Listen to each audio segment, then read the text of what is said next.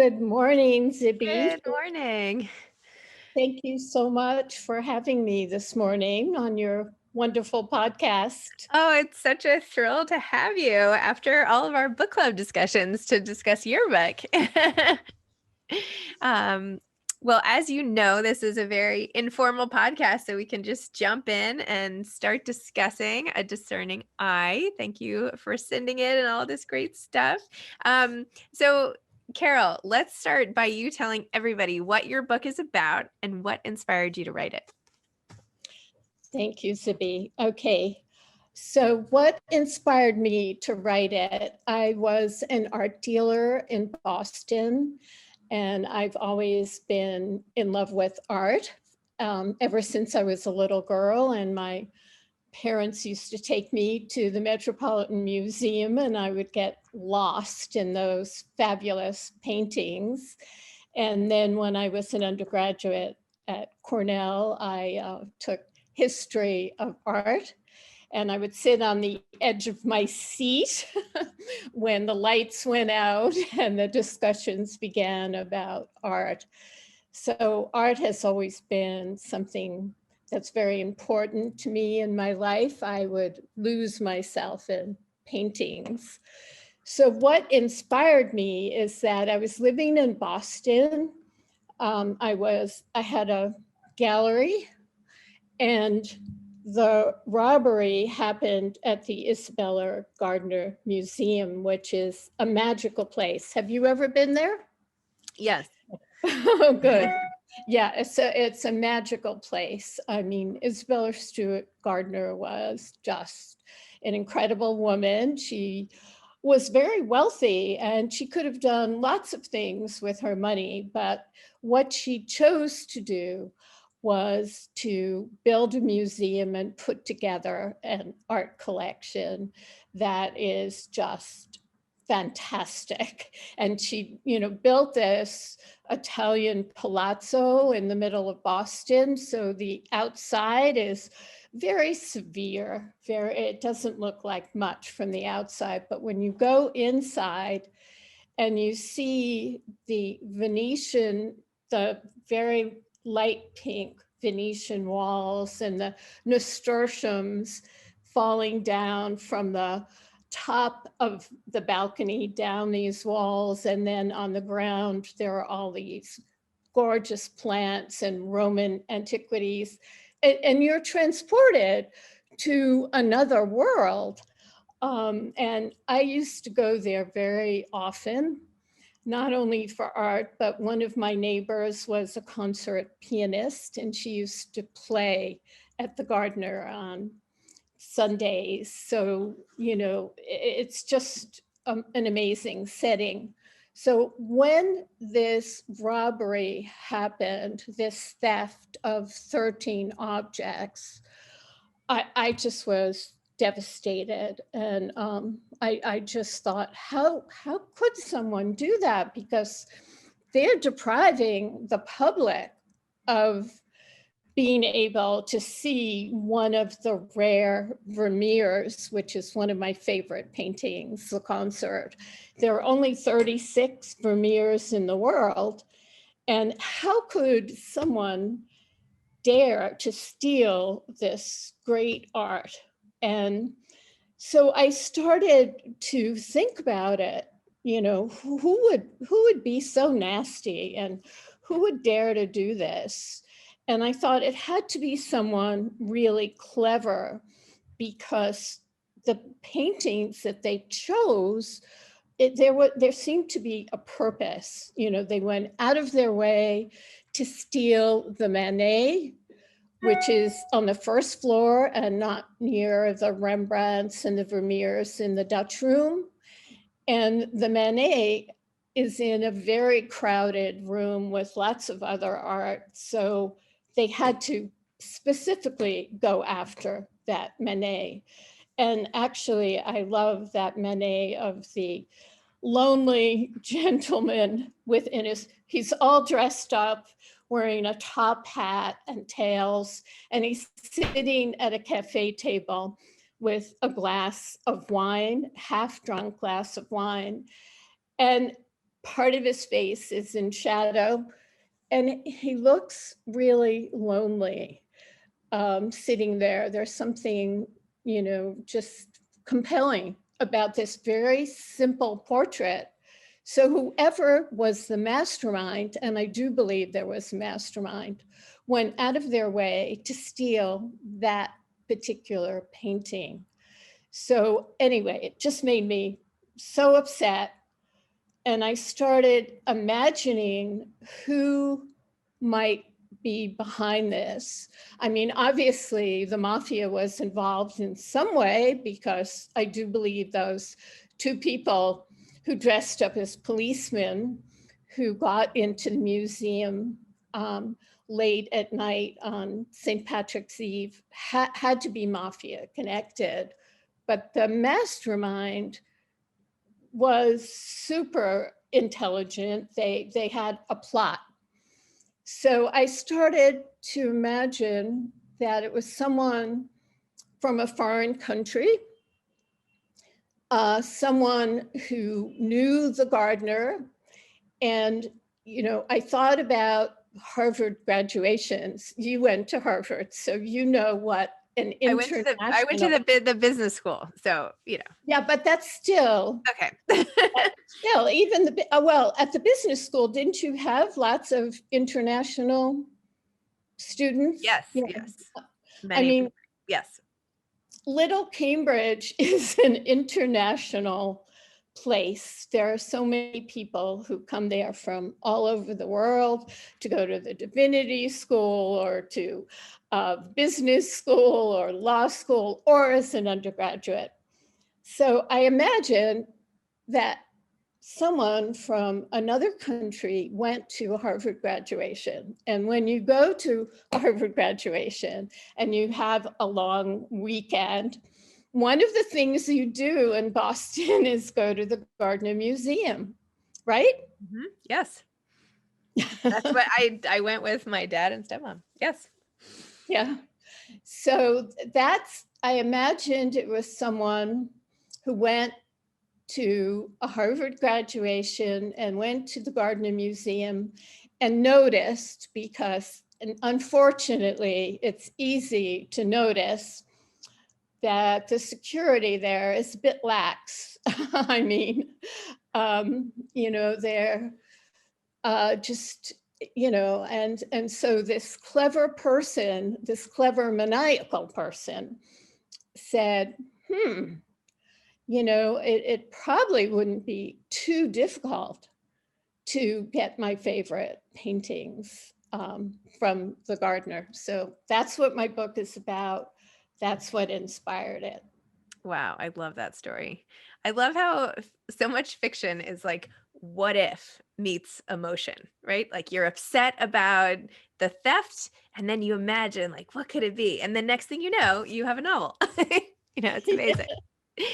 Which period of time, like which, when you studied art history in college, I loved art history, by the way. I took it every semester in college, and I am a huge art fan in general, although I don't spend much time in museums anymore. But what I did take this amazing class by Christopher Wood about Dutch, like 18th century, amazing, like Vermeer and all those, Rembrandt and everybody. What is some of your favorite time of art and all of that? Well, I do, of course, love Vermeer. And I want to say something about Isabella Stewart Gardner. When she bought the Vermeer in Paris at an auction, Vermeer was not well known. He was not well known. So it was really impressive that she decided, I have to have that painting, because, now he's extremely well known.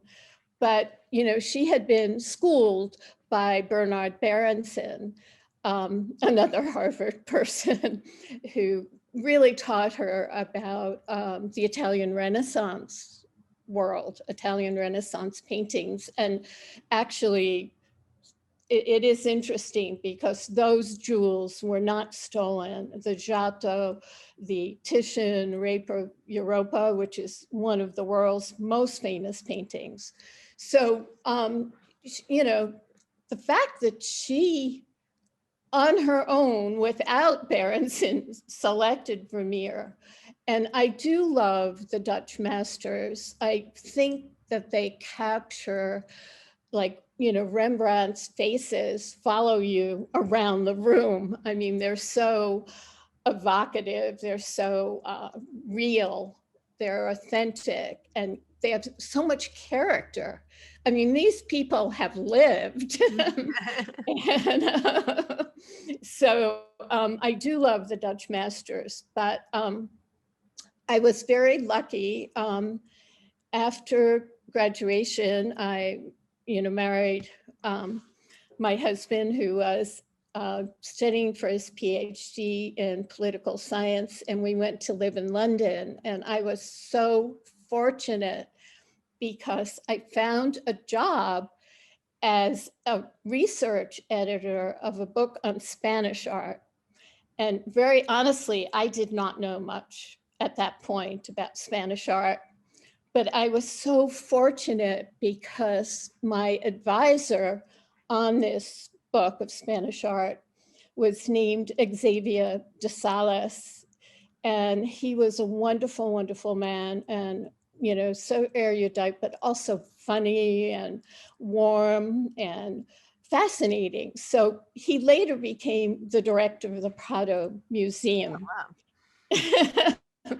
So because I had this job, I fell in love with Goya and with Velázquez and El Greco, and then, you know, some of the lesser known Spanish artists like Ribera, like Zurbarán. There's a great Zurbarán in the Isabella Stewart Gardner Museum, which fortunately is still there. So because of Xavier de Salas, I love Spanish art. And, you know, they also, you know, really portrayed people, you know, with lines in their faces, with character. And then I like contemporary art. I like some of the German artists who are like George Gross. He's in the Neue Gallery, and his portraits, which are very, very different than the Dutch and the Spanish artists. I mean, of course, they're more contemporary, but his faces are really amazing. And he captures pre-Nazi Germany, so in the faces, people, and you can really see this. So, so my taste is kind of eclectic. You know, I'm in awe of Picasso, not because he's so famous or because, you know, his prices are so high, but because he continually reinvented himself. I mean, he, you know, was abstract, he was cubist, then he played around with pottery, you know, then he did sculpture. I mean, he played around with every possible art material. And, you know, his inventiveness, you know, his continual growth, you know, going from the blue period, which was kind of semi-realistic, you know, to super abstract. And oh, I love his collages, by the way. I mean, I don't know any artist who has been as inventive as Picasso.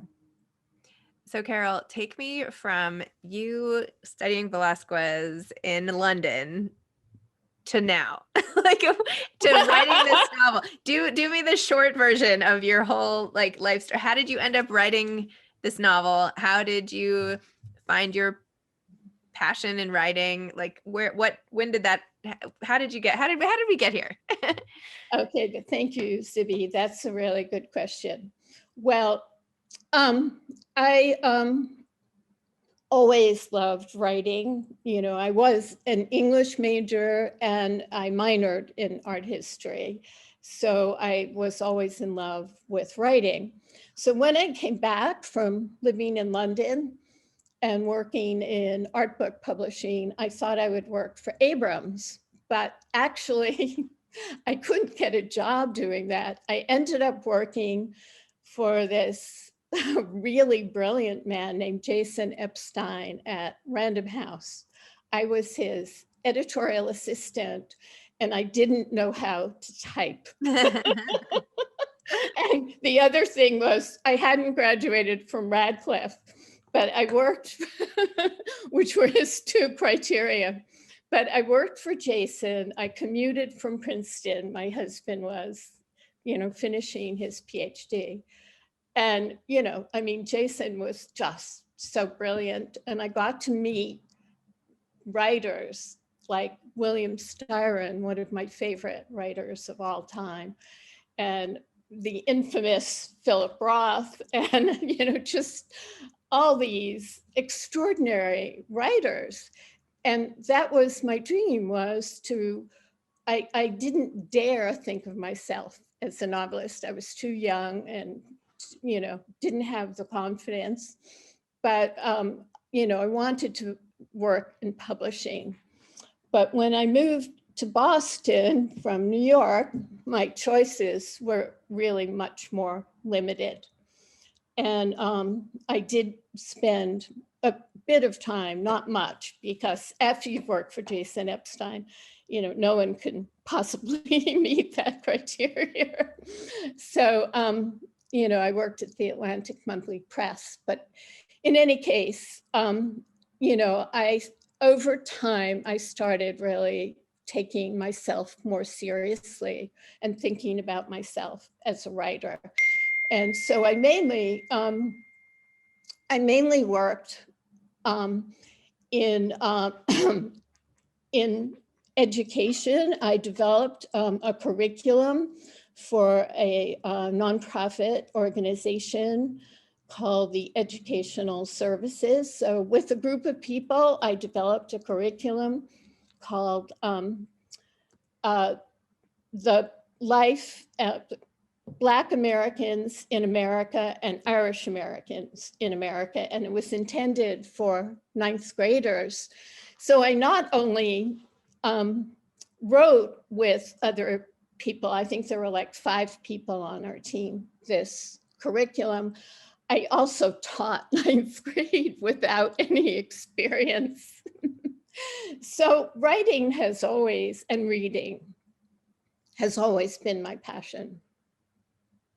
Wow. So over the years, I've taken lots of writing classes and I've gone to many writing workshops. And, you know, I hope that I've gotten better and better over time. And so when did this couldn't be your first novel? It is. No, It you is must my have, first you novel. must have some like in the drawer or something. Was this literally like, I feel like most novelists have a stash in Yeah. their file cabinet or something. Well, I understand. I know you have some. Well, I did write a book. I again was very fortunate. I got to live in Paris for 2 years, and I researched the life of the writer Georges Sand, and I did write a biography of Georges Sand. You know, I just was blown away by her life and the life of other women during this period in France when women had no rights. They didn't, they had no rights. They didn't, I have to get some water. Oh, go ahead. You know, they couldn't get divorced. They couldn't own property. And here were these women, and Georges Sand, of course, had to write under a male pseudonym to get recognized. And another one was Marie Dagu, who wrote under the pseudonym Daniel Stern. She was a historian, and she was the lover of Franz Liszt, while George was the lover of Frédéric Chopin.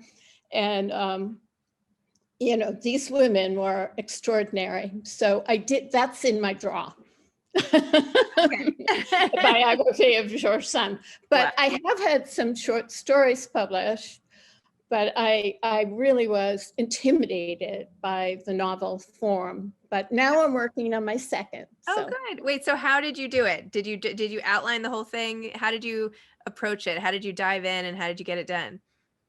Okay, well, I did outline. I learned how to outline. I think initially I, just wrote without any thought of where it was going.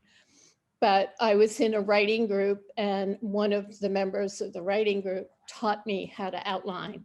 And I do think outlining is wonderful. And it's, it's a lively outline. It's not static.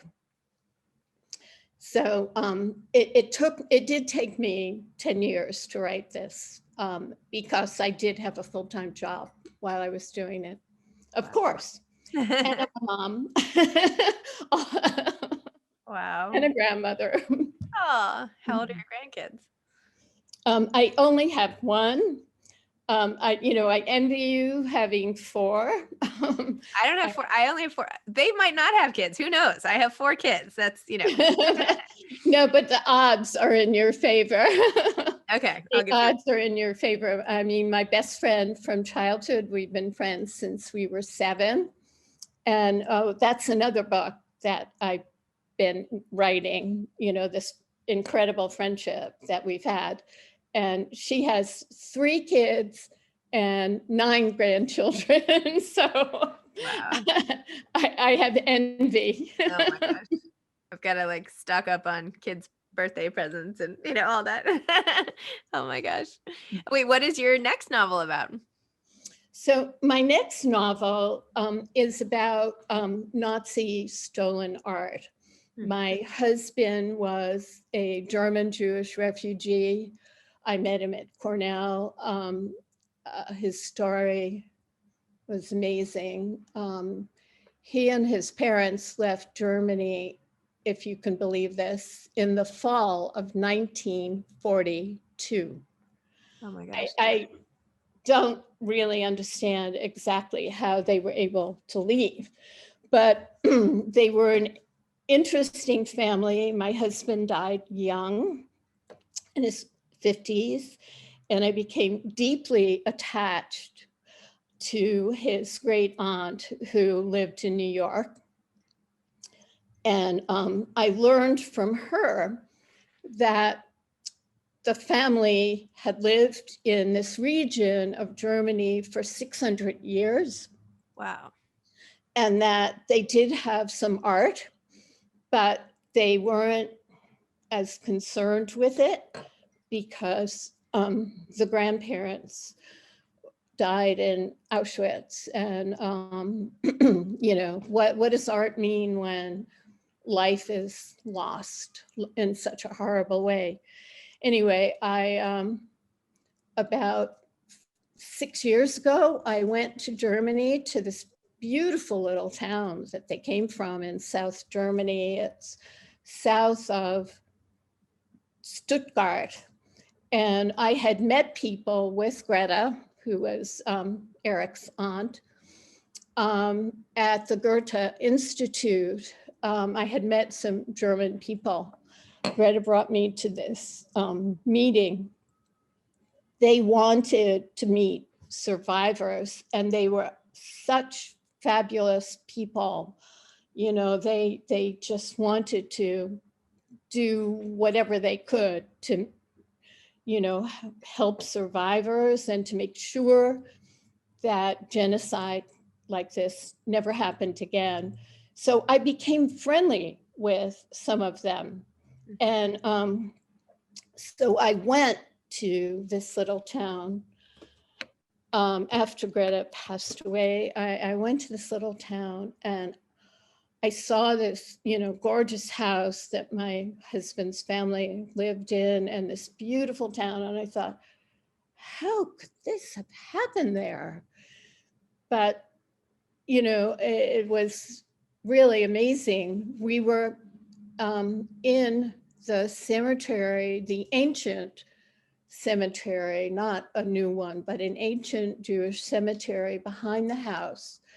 And it was the summertime. And, I was looking at the gravestones, and all of a sudden it started to hail with hailstones the size of quarters. And it was like, I've got to do something about this. I've got to write this story. But I decided to make it about art and to have Portia involved. Portia being working in this case with Julian Henderson, the art crime chief from the FBI. They both give up their jobs and they become PIs.